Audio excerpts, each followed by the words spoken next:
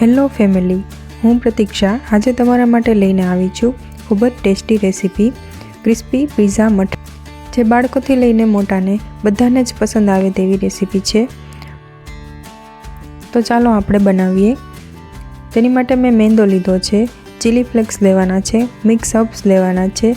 Mix herbs ન હોય તો તમે ઓરેગાનો નાખી શકો છો।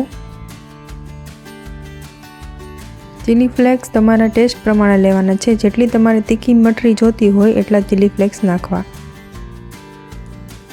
બટર લીધું છે, મેં અહીંયા મેલ્ટ કરીને લીધું છે, અને થોડું તેલ લીધું છે। મીઠું નાખવાનું છે, તમે એકલા બટરમાં પણ મઠરી બનાવી શકો છો। હવે તેલ નાખીશું, પછી સારી રીતે મિક્સ કરીને આપણે મોણ આ મુઠ્ઠી વડે તેટલું જ નાખવાનું છે। બહુ વધારે પડશે તો સારું નહીં લાગે અને ઓછું પડશે તો ક્રિસ્પી નહીં થાય। પછી ચીઝ નાખીને બધું મિક્સ કરી દેવાનું છે। પછી પાણી નાખીને આપણે લોટ બાંધી લેવાનો છે।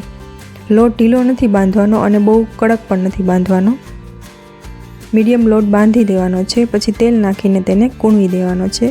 પછી 8 થી 10 મિનિટ સુધી તેને ઢાંકીને રહેવા દેવાનો છે। જોઈ શકો છો સરસ લોટ તૈયાર થઈ ગયો છે। પછી આપણે તેને 8-10 મિનિટ રહીને તેના લુવા કરીને આપણે તેની પૂરી વણી લેવાની છે અને પિઝાના શેપમાં કટ કરી લેવાની છે।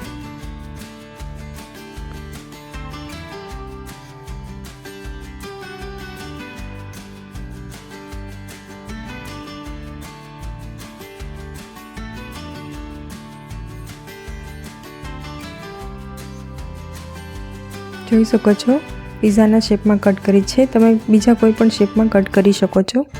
પછી તેલ ગરમ કરી લેવાનું છે, પછી આપણે બધી બોરીને તેમાં ફ્રાય કરી લેવાના છે। હવે આપણે બધી મઠરીને ફ્રાય કરી લઈશું। મીડિયમ તાપે ફ્રાય કરવી અને બહુ લાલ નથી થવા દેવાની, બહુ લાલ થશે તો ટેસ્ટ સારો નહીં આવે। જોઈ શકો છો થોડી લાલ થઈ ગઈ છે, તો હવે આપણે તેને બહાર કાઢીને ઉપર પેરી પેરી મસાલો તરત જ નાખીને મિક્સ કરી દેવો। પિઝા મઠરીમાં પેરી પેરી મસાલો ખૂબ જ સરસ લાગે છે। તો તૈયાર છે આપણી પિઝા મઠરી।